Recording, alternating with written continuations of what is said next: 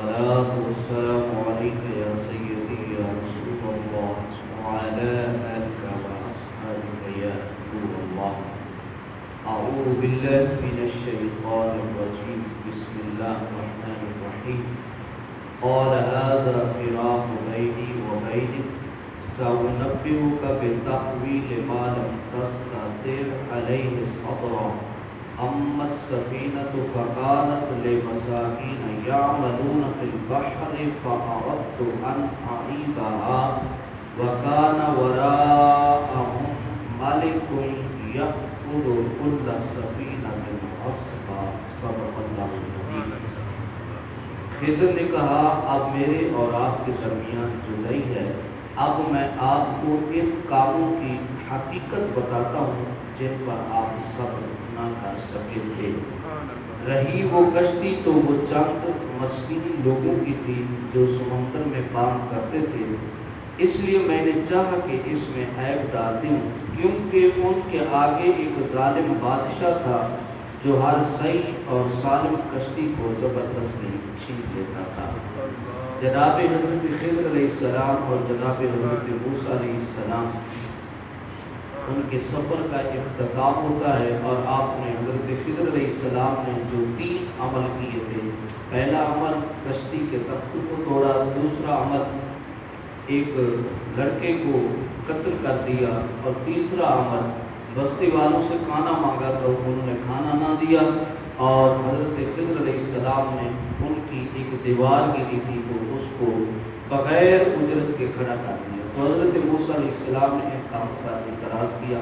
تو تیسرا کام جب ہوا تو حضرت خضر نے کہا کہ اب آپ کے اور ہمارے درمیان جو ہے جدائی کا وقت ہے. اب آپ میرے ساتھ مزید سفر نہیں کر سکتے ہیں. تو انہوں نے کہا کہ ہاں سأنبئک بتأویل ما لم تستطع علیہ صبرا.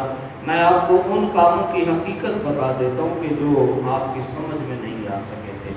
تو پہلا وہ کام کہ اما السفینہ تو کہ وہ جو کشتی کے تختوں کو میں نے توڑا تھا اس کی وجہ یہ تھی کہ فکانت لمساکین. وہ کشتی مسکین لوگوں کے تھے, غریب لوگ تھے, مفلوج الحال تھے. اور انہوں نے ہمارے ساتھ نیکی کی تھی. انہوں نے ہمارے ساتھ نیکی یہ کی تھی کہ انہوں نے ہمیں اللہ کے نیک بندے سمجھ کر ذرے آپ کے دونوں اللہ کے نبی تھے. اور مومن کی یہ پہچان ہے کہ نبی کریم صلی اللہ علیہ وسلم سے پوچھا گیا اللہ کے رسول صلی اللہ علیہ وسلم یہ بتائیں کہ مومن کی پہچان کیا ہے. تو آقا علیہ السلام نے فرمایا مومن کی پہچان یہ ہے جب تو اس کے چہرے کو دیکھے تو تجھے اللہ یاد آ جائے. یہ مومن کی پہچان ہے.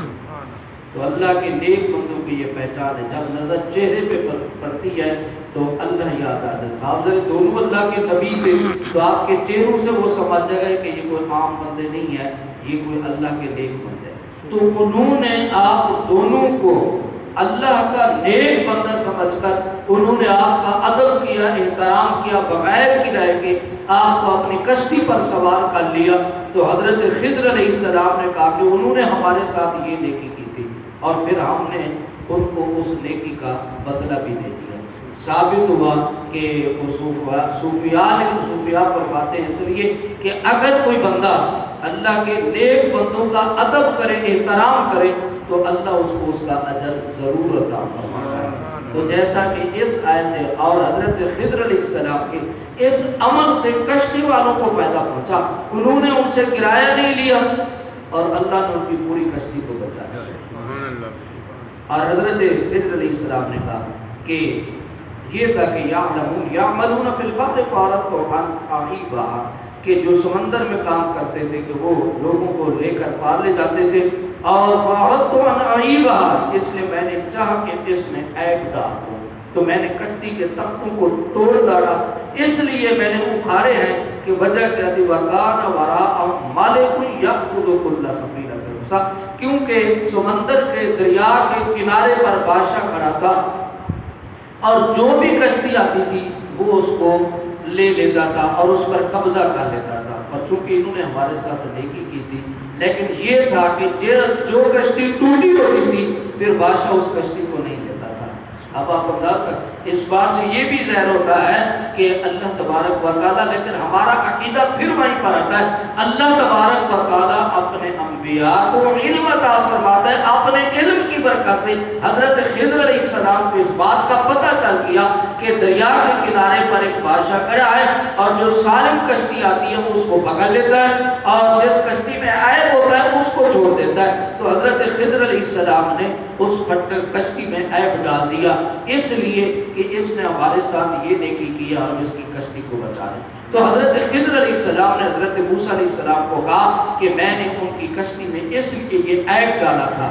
اور یہاں پر یہ سوال پیدا ہوتا ہے کہ اگر کہ بندہ کسی کی چیز میں اس کی اجازت کے بغیر کوئی عیب ڈال سکتا ہے، اس میں کوئی نقصان دے سکتا ہے، تو یہ شریعت کا ایک مسئلہ ہے۔ کسی کے انہوں نے ان کو بٹھایا، کسی کی امانت کی سکتے، اس میں ہماری شریعت میں بھی یہ بات جائز ہے کہ اگر کسی بندے کے پاس کسی نے کوئی چیز امانت رکھی، اور اب یہ ہوتا ہے کہ اس کے پاس وہ امانت ہے، اس امانت کو وہ چھیننا چاہتا ہے، اس امانت پر کوئی ڈاکہ ڈالنا چاہتا ہے، اس پیسے کو چھیننا چاہتا ہے، تو اب شریعت مصطفیٰ صلی اللہ علیہ وسلم یہ کہتی ہے کہ اس کے پورے مال کو ان ڈاکوں ان چوروں سے بچانے کے لیے اگر اس مال میں کوئی عیب ڈال دیا جائے اس نیت کے ساتھ کہ اس کا مال جب وہ بچ جائے، تو پھر شریعت اس بات کی اجازت دیتی ہے کہ اس کے مال میں تھوڑا سا عیب ڈال دیا جائے تاکہ اس عیب کی وجہ سے اس کا پورا مال بچ جائے۔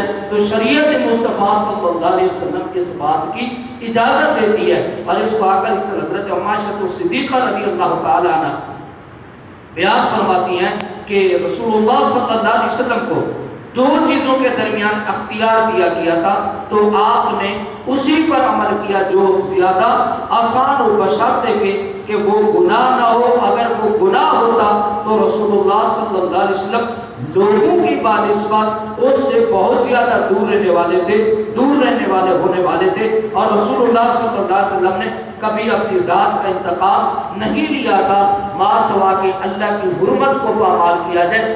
ایسی صورت میں آپ اللہ کے لیے اس سے انتقام لیتے تھے، یعنی نبی کریم صلی اللہ علیہ وسلم کو اختیار ہوتا تھا، یعنی تو حضور کے پاس دو آپشن آتے تھے، تو آقا علیہ الصلوۃ والسلام آسانی کی طرف جاتے تھے، حضور مشکل کی طرف نہ جاتے تھے، اور اللہ بھی ارشاد فرماتا ہے یرید اللہ بکم اليسر ولا یرید بکم العسر۔ اللہ تم سے آسانی چاہتا ہے، اللہ تم پر تنگی نہیں کرتا ہے۔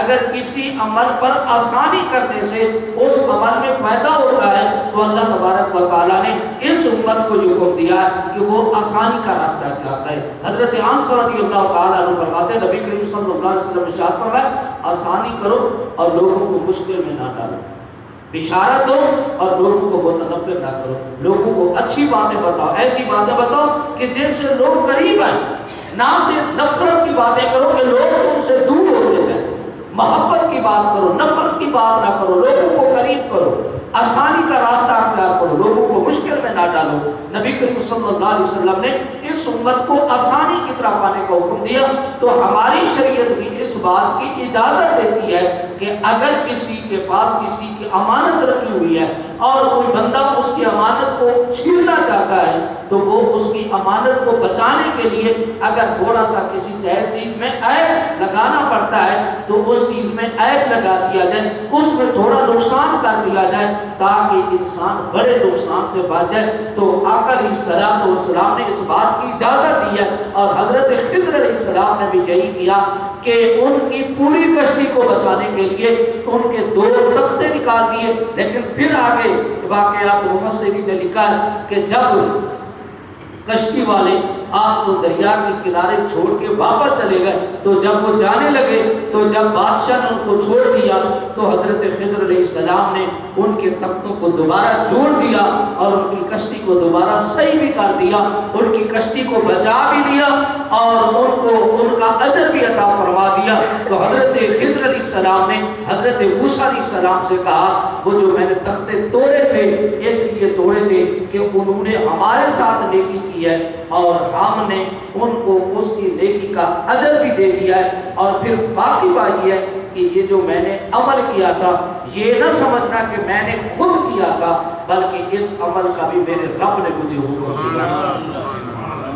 اچھا پیچھے آپ دیکھیں حضرت خضر نے تختہ خود توڑا تھا، توڑنے کی نسبت آپ نے طرف کی ہے، یہ بڑا عظیم جملہ ہے، توڑنے کی نسبت آپ نے طرف کی ہے، جوڑنے کی نسبت اللہ کی طرف کی ہے۔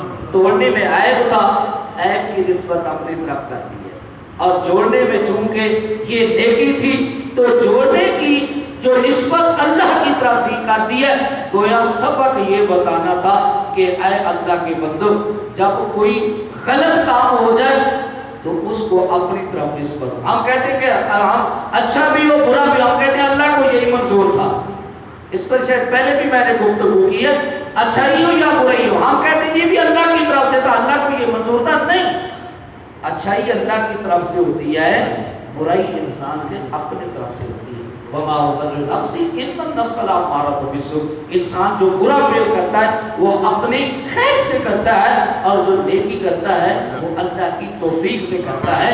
اس لیے انسان جب نیکی کرے تو اللہ کا شکر ادا کرے کہ مولا تیرا شکر ہے کہ تو نے مجھے نیکی کی توفیق عطا فرمائی ہے، اور اگر برا کام ہو جائے تو اس میں اپنے نفس کو ملامت کرے، اپنی خواہشات کو ملامت کرے، اور اللہ کی بارگاہ میں توبہ کرے۔ تو یہ اللہ کے نبیوں نے ہمیں یہ درس دیا ہے، اچھائی کی نسبت اللہ کی طرف اور برائی کی نسبت آپ کی طرف۔ اللہ پاک ہمیں عمل کی توفیق عطا فرمائے۔